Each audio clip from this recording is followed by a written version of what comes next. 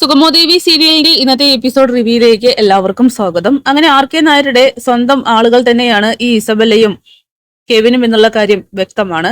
കഥയറിയാതെ ആട്ടമാടിക്കൊണ്ടിരിക്കുകയാണ് Nandan.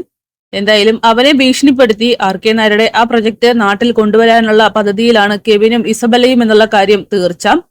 ഇസബല്ലയാവട്ടെ RK നായരെ കാണാനായിട്ട് പോകുന്നുണ്ട്. എത്രയും പെട്ടെന്ന് തറക്കല്ലിടാനായിട്ടൊക്കെ പറയുമ്പോ അയാൾ പറയാണ്, ഇസബല്ലയുടെ ഡിമാൻഡ് ഒക്കെ ഞാൻ അംഗീകരിക്കാം, പക്ഷെ ലാഭത്തിലെ വിഹിതം അത് ബുദ്ധിമുട്ടാണെന്നൊക്കെ പറയുമ്പോ RK നായരോട് ഇസബല്ല പറയുന്നുണ്ട്, എങ്കിൽ പിന്നെ ഇതങ്ങ് മരവിപ്പിച്ച് കളയാം, ഈ പ്രൊജക്ട് വേണ്ട എന്നൊക്കെ. ഇസബല്ലയുടെ ഭീഷണിയിൽ വഴങ്ങി അയാളാണെങ്കിൽ ഇസബല്ലയ്ക്ക് ലാഭവിഹിതം കൊടുക്കാം എന്നൊക്കെ ഉറപ്പാക്കുകയാണ്. പക്ഷെ അതിനു മുമ്പായി തന്നെ ചതിയിലൂടെ ഇസബല്ലയെ ഇല്ലാതാക്കാനും RK നായർ തീരുമാനിക്കുന്നു. താൻ അങ്ങനെയൊന്നും ഒഴിഞ്ഞു പോകുന്ന കൂട്ടത്തിലോ അല്ലെങ്കിൽ തന്നെ ആർക്കെങ്കിലും ഇല്ലാതാക്കാനൊന്നും കഴിയില്ല, അതുകൊണ്ട് ഭീഷണിയുമായിട്ട് എന്റെ അടുത്തേക്ക് വരരുതെന്നൊക്കെ ഇസബല്ല പറയുന്നുണ്ട്.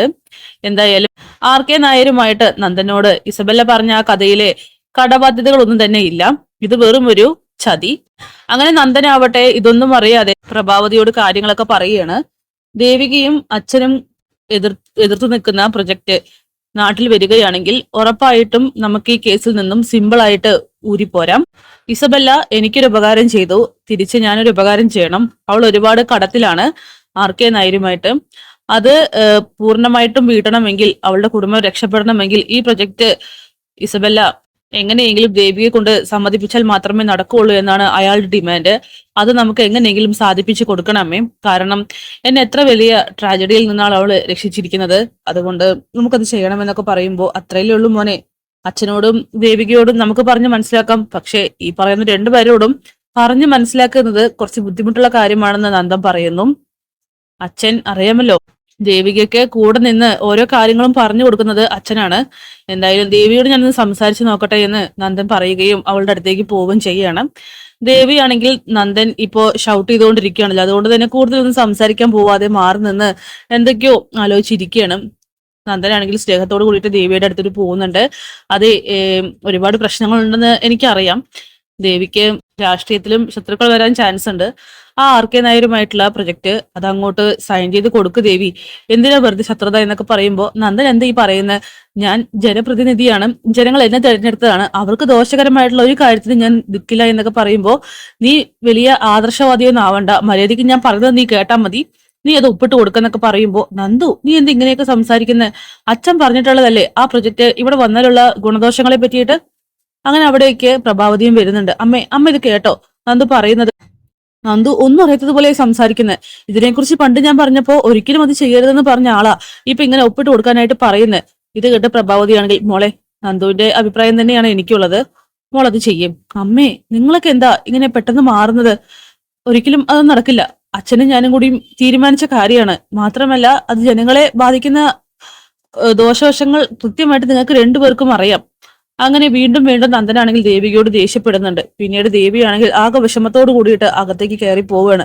നന്ദൻ പറയുന്നുണ്ട് പ്രഭാവതിയോട്, അവളോട് ദേഷ്യപ്പെടുന്നതിൽ എനിക്ക് വിഷമുണ്ടമ്മേ, പക്ഷെ സത്യങ്ങൾ അറിയാതെയാണ് അവൾ ഇങ്ങനെയൊക്കെ ചെയ്തുകൊണ്ടിരിക്കുന്നതെങ്കിലും എല്ലാം അറിഞ്ഞ് നമ്മൾ എന്തെങ്കിലുമൊക്കെ ഇസബലയെ സഹായിക്കണ്ടേ എന്നൊക്കെ ചോദിക്കണം. എന്തായാലും പ്രഭാവതിയാണെങ്കിൽ എന്ത് ചെയ്യണമെന്നറിയാതെ നിൽക്കുന്നുണ്ട്. കാരണം ദേവിയെ മാത്രമല്ല ഇക്കാര്യത്തിൽ സിദ്ധുവിനെയും കൺവിൻസ് ചെയ്യണം. എന്തായാലും ദേവിയാണെങ്കിൽ തന്റെ സങ്കടങ്ങളൊക്കെ തന്നെ മുരളിയോട് പറയുന്നുണ്ട്.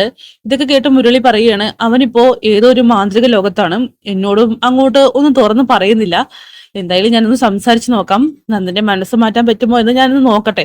അങ്ങനെ നന്ദനെ കാണണമെന്ന് പറഞ്ഞ് മുരളിയാണെങ്കിൽ വിളിച്ചു വരുത്തുന്നുണ്ട്. സന്തോഷത്തോടു കൂടി തന്നെ മുരളിയെ കാണാനായിട്ട് നന്ദൻ വരികയാണ്.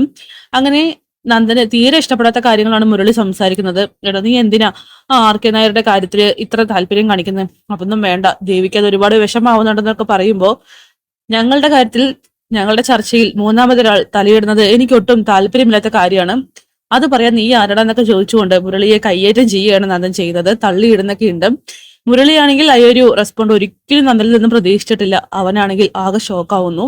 നന്ദൻ നിനക്കത് എന്ത് പറ്റി, ഒരു കാര്യം ഞാൻ പറഞ്ഞേക്കാം, എന്റെ ഭാര്യയെ ഞാനും തമ്മിലുള്ള രഹസ്യങ്ങൾ അറിയാൻ നീ നോക്കണ്ട, ഇനി അവൾ നിന്നോട് ഇതുപോലെയുള്ള കാര്യങ്ങൾ സംസാരിച്ചാൽ അന്നത്തോട് കൂടിയിട്ട് നമ്മുടെ ഫ്രണ്ട്ഷിപ്പിന്റെ അവസാനമായിരിക്കും, നീ അവളെ സപ്പോർട്ട് ചെയ്യാൻ മാത്രം എന്താ നിങ്ങൾ തമ്മിൽ ഇത്ര ബന്ധം എന്നൊക്കെ ചോദിച്ചുകൊണ്ട് വളരെ മോശപ്പെട്ട രീതിയിലാണ് നന്ദൻ പ്രതികരിക്കുന്നത്. അത് മുരളിക്ക് ഒരിക്കലും സഹിക്കാൻ പറ്റാവുന്നതിലും അപ്പുറമാണ്. എന്തായാലും മറുപടി കൊടുക്കാനാവാതെ മുരളിയാണെങ്കിൽ ആകെ സ്തംഭിച്ചു നിൽക്കുന്നുണ്ട്. അങ്ങനെ അതൊക്കെ പറഞ്ഞുകൊണ്ട് നന്ദനാണെങ്കിൽ അവിടെ നിന്ന് പോവുകയാണ്. നന്ദന്റെ മുന്നിൽ ഇപ്പോ ഇസബല്ലയ്ക്ക് പ്രത്യുപകാരം ചെയ്യണം എന്നുള്ളൊരു ഒറ്റ കാര്യം മാത്രമേ ഉള്ളൂ. വലിയൊരു ചതിയിലാണ് നന്ദനെ ഇസബല്ലയും കെവിനും കൊണ്ട് പെടുത്തിയിരിക്കുന്നത് പോലും നന്ദൻ തിരിച്ചറിയുന്നില്ല. അപ്പൊ കാത്തിരിക്കാം കിടിലൻ എപ്പിസോഡ്സിനായിട്ട്. ബൈ.